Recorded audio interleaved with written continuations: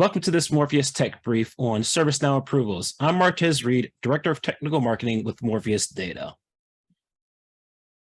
One of the major items to consider is why approvals. In large enterprise organizations, typically there's a change management process or an approval method that's necessary for certain IT operational changes to be made. As an example, there may be a need to add a new server or make a drastic change to a configuration. Typically, this will go through an approval process. One of the major benefits of approvals certainly is the ability to have additional parties to vet a specific change. Once again, additional eyeballs on something to ensure that there are no drastic changes that are made that could potentially cause issues that could have been caught with another look over of what needed to be changed. Additionally, when we start talking about Morpheus and self-service capability in particular, approvals become particularly valuable, but it offers twofold benefits when we talk about aligning with change management, but also being able to deliver self-service in an agile fashion. If we take a look at this example, Lauren is coming into the Morpheus platform and says, I need a bare metal instance. Within the Morpheus platform, without approvals, what will happen is that we'll go away and start to provision that bare metal instance, which is the benefit of self-service. But if we align with change management and ITSM processes that require an approval, in this case, the request that Lauren makes now goes to Jane in order for her to approve the process. And once she approves that process or approves the request, then it will kick off the actual provisioning of the workload as an example. Certainly, if we take this example another step further and think of the potential cost implications of bare metal instance, we can start to think about, should Lauren be able to simply provision whatever bare metal instance that she wants, which could potentially start to cost the business hundreds or even thousands of dollars every month.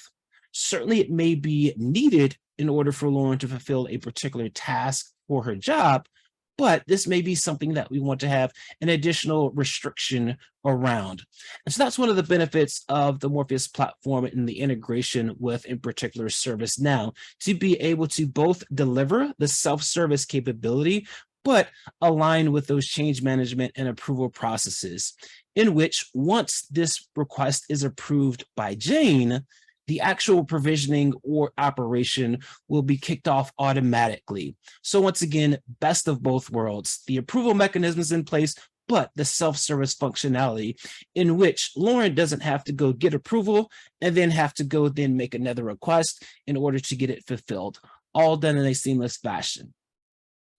So the Morpheus platform includes a number of ways to be able to integrate approvals into operations within the Morpheus platform. So we have things like the ability to be able to require an approval during the provisioning process of a given workload. So as in our example, we had Lauren looking to request a bare metal instance, and in which case it was Jane that was then needing to approve that request. Additionally, we can also leverage reconfiguration operation or phases. So as an example, if you deploy a workload and need to change the configuration from a hardware standpoint from, let's say, 2 CPUs to 8 CPUs, that could trigger an approval process, at which point I then have to get approval in order for that request to be fulfilled. Same for deletion operations. In particular, as an example, there may be a production workload that does have an approval associated with it. And so if I go into the Morpheus platform and I click delete, I could ensure that an approval is required before that workload is ever deleted. Workflow execution or workflow execute. In this case, operational workflows can require an approval prior to their execution. So let's say there is a highly privileged task or potentially destructive operation that has been automated and brought into the Morpheus platform. I could require an approval before that is executed. Additionally, shutdown. So if I were to go to shut down a workload, I could require an approval for there. And then finally, expiration, or in this case, the lease mechanism within the Morpheus platform. So I can deploy a workload in the Morpheus platform. An administrator can require that a certain number of days are allowed before that workload is then torn down. As an example, I could then specify that I want to allow end users to be able to request extensions. So if we take the example of tearing down that workload, let's say after 3 days, I could allow the end user to say, you know what, I need more than 3 days for this particular workload. I want an extension. Within the platform, the policy can be defined to where it can allow the administrator to say after the first extension request or X number of extension requests, I want to require an approval before another extension can be made for that particular workload. And so let's jump into the Morpheus platform and take a look at some of those approval policies and where we would set them up. So within the platform, it comes to administration and policies. In this case, I can come to add policy, and we see the various different types of policies within the Morpheus platform, things like the approve provision, which we saw. So one of the things that we have here is the need to specify a name and description, but in particular, we have approval integration. Morpheus platform does include a native integration capability out of the box that does provide some basic workflow mechanisms to be able to define when a workload is approved or not approved. In this case, that would be internal approvals, but what we want is, as an example, to leverage an external integration with ServiceNow for our approvals within the platform. In this case, it's named Snow Production. One of the things I have here is the ability to select a workflow from ServiceNow for this particular policy. And so I could select, as an example, my Morpheus Approvals workflow that I've created within ServiceNow. One of the things the platform offers is the ability to be able to scope policies to a specific set of criteria, or in this case, constructs within the Morpheus platform. We can do it at the global level, the group level, the cloud level, the user level, or the role level. In this case, I might want to select a specific role. Could be, let's say, developers or database administrators that I want to have an approval associated with that, or I could do it at the cloud level, possibly AWS versus Azure, or a specific AWS account, a dev versus a prod. I might want to specify for all deployments into a production account in my AWS organization that I want an approval mechanism. But for my sandbox and my dev, I don't want that. Additionally, I could do the same thing for users or groups, in this case, Morpheus groups within the platform as well. In this case, it would be already set to global as an example. So additionally, we talked about some of the others, the reconfiguration, the workflow execution that also have policies or also have approvals that can be associated with that particular workload. So as an example, we'll come to administration and integrations. We'll walk through where that ServiceNow integration is added within the platform. In this case, I have an existing integration already added. All that really needs to be specified to leverage the approval integration are the name, the service name, ServiceNow host, or in this case, the URL for this particular instance, and then credentials to be able to interact with the ServiceNow platform. So in this case, we've got the policy set up, we've got the integration in place. So if we come back to policies, I have an existing policy that is provision approval is the name, and then we're leveraging that ServiceNow integration, and then we're utilizing a workflow that has been defined. And then finally, the scope is at a global level. In this case, it's an example in demo environment. So I've just scoped it to global. And then I'm going to allow the workflow to perform some additional logic to facilitate or to handle the approval process. So let's take a look back at an example workflow that we're going to walk through. In this case, Lauren needs to request a new workload. So she goes into Morpheus, leverages the self-service catalog as an example, and then selects, I want to deploy this particular type of workload. Well, what's going to happen is Morpheus is going to talk to ServiceNow to trigger the approval workflow that we saw, which is Morpheus Approvals as an example. And so once that triggers, it's going to start going through the ServiceNow process. In this particular example, we're going to leverage metadata about the instance that Lauren requested, and particularly her request, to determine whether this particular request is going to be automatically approved or will require manual approval for the particular request. So as an example, we're going to key off on memory. If it is greater than 8 gigabytes. So if it is not greater than 8 gigabytes, we're going to go through an automated approval in which we're just going to allow ServiceNow to trigger an approval. And then once that approval has been recognized on the Morpheus side, Morpheus is going to go and start provisioning that workload. But if what Lauren is requesting is larger than 8 gigs or has more than 8 gigabytes of memory, what we're going to do is we're going to require a manual approval.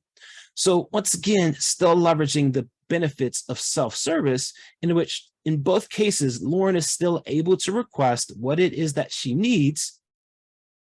But what we're doing is we're looking at that metadata to determine if it's below this threshold, just automatically approve it. But if it's greater than this, we're going to perform an additional check and require a human to actually perform that approval. So when we start talking about things like, as the previous example we walked through was the bare metal instance, maybe I want to allow Lauren to spin up anything that's less than 64 gigabytes of memory. But anything larger than that, I do want a manual approval. Once again, another mechanism to start looking at ways to optimize things like cost, but also resource consumption or usage within either the cloud or in an on-prem environment. If it were to be that manual approval, in this case, Jane is going to be the approver for this particular request to determine whether she will allow that request or will approve that request. And if we take, for example, that she does approve the request, it's going to go and start provisioning that workload in VMware vSphere. So let's take a look at what this particular workflow looks like from a ServiceNow standpoint in our example workflow. So if we jump over to ServiceNow, we had that Morpheus Approvals workflow. In this particular case, we've got a couple of items in this workflow. One is the run script. So we're going to interact with the payload that comes in from the Morpheus side. So what we're doing in this particular workflow or this particular script is we're looking at the request metadata that's passed by the Morpheus platform into the ServiceNow workflow. And so we're leveraging that to be able to iterate through the details like CPU, memory, storage, the requester, to then be able to leverage that from an evaluation perspective. So as an example, we've got a few of those pieces of data that are being pulled out and then being passed into our, in this case, ServiceNow workflow variable. So what we have at the bottom is some logic aligned with what we talked about as far as if the memory is greater than 8 gigabytes of memory. In this case, I'm going to set the approve status to false. But if it is less than 8 gigs of memory or 8 or less gigs, we're going to approve this particular request. Well, we're going to set the status for our approved variable to approved. So once we have the data that we want, in this particular case, we're pulling out memory as our evaluating factor. Then we're going to perform a conditional statement that says basically if the memory is less than 8 gigabytes of memory, or if it's greater, less than or equal to 8 gigabytes of memory, then we're going to approve this particular request. But if it is greater than that amount, then we're going to go through the process of performing the manual approval. So what we see is if it is less than or equal to 8 gigabytes of memory, which would be a yes, we're going to trigger the approval action. So this is the automated approval for this particular request. But if it does not meet that criteria, in this case, if it is larger than 8 gigabytes of memory, we're going to trigger a manual approval for this particular request item. And so once it goes through that approval process, either it's approved, which will kick off the approval mechanism, or it is rejected and deny that request. And then finally in the workflow. So that walks through that process of performing the evaluation, looking at what the criteria that we want is, in this case, it's memory, and then making decisions about the approval method after it's gone through that process. So as an example, we've got a item that has been requested within the platform, and we see some information about that particular request. So as an example, this instance demo 125 is currently waiting for approval. So in this particular example, we'll take a look at things like the metadata about the workload to determine why it is, in this case, in the pending status. So for this particular workload, the memory is 16 gigabytes, which is larger than that automatically approved 8 gigabytes that we took a look at. So in this case, that's why it is in the pending or waiting for approval phase of the provisioning process. So it is waiting for an approver to come in and manually approve this particular request. So if we were to take a look at this request, we can see that this is request 10055. So we take a look here at that particular request. We see these are the details that I talked about that we're evaluating that are passed into ServiceNow from the Morpheus side that allows us to be able to iterate over things like the account or the instance name, memory, storage, CPU, as well as additional data that's passed into that particular workflow to make that decision. So in this case, I could come in and I could right click and I could approve this particular item to allow that to start provisioning.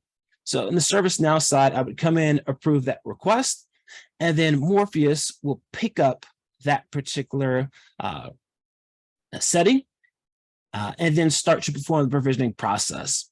So depending upon during the sync that it's happening, Morpheus is going to talk to ServiceNow roughly every 5 minutes to determine whether there are new requests that have changed status. In particular, to also perform that evaluation to whether it has not changed. So in this example, Morpheus is going to talk to ServiceNow in a few minutes and is going to ask essentially about this requested item. And then it's going to find out that the requested item has been moved to the approved phase or the approved status, at which point Morpheus will kick off the provisioning of that particular instance or workload that was supposed to be deployed, but was in a pending state waiting for approval from ServiceNow in this particular case. So if we take a look at a previous execution, we can start to see some of those details about the particular workload. So a number of the things we see here with the log output are those pieces of data that are being pulled out. So like those instance details. So this is logging information from the workflow, the example workflow that we took a look at. So it's iterating through that data, leveraging that data to be able to make that decision or determination about the approval status of a particular workload. So if we come back to approvals, we can take a look at a previous example that has already been approved. So in this case, the request right before this, which was 10054, went through ServiceNow. So that's this integration that it leveraged to facilitate the approval process. We see that there is one approved. In this case, there's a single instance that was requested for this particular workload. In this case, we see it's instance demo 124. It was approved.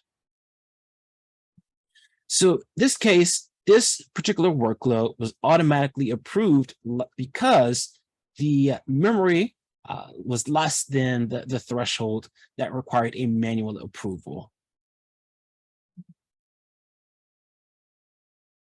So this has been the benefit of the approvals within the Morpheus platform, particularly leveraging ServiceNow, is being able to take advantage of the robust capabilities from an approval standpoint available within ServiceNow, such as multiple approvals or approval tiering, as well as being able to do things like perform the evaluation on the metadata of the requested item to determine how the particular request should be approved and whether it should be approved or not.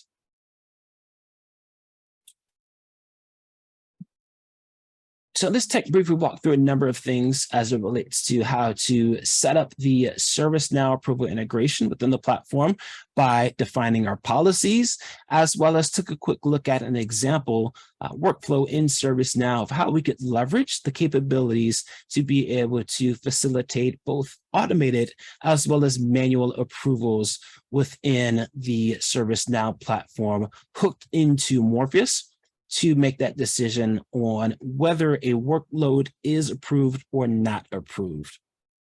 Number of ways to find additional resources about Morpheus. There is a community edition. Morpheusdata.com/community is a great way to be able to try out the platform and be able to tinker and test a number of these different things. It is limited to 3 cloud integrations and 25 workloads, but certainly that's more than enough in most cases to try out the feature functionality in the platform. We do have a community forum, discuss.morpheusdata.com, where you can interact with other users of the Morpheus platform to ask questions, as well as find out additional data. And then finally, you can schedule a demo with one of our sales engineers to be able to dig deeper into specific features and capabilities that are interesting within the Morpheus platform. Appreciate you taking the time to walk through this Morpheus tech brief with me, and thank you.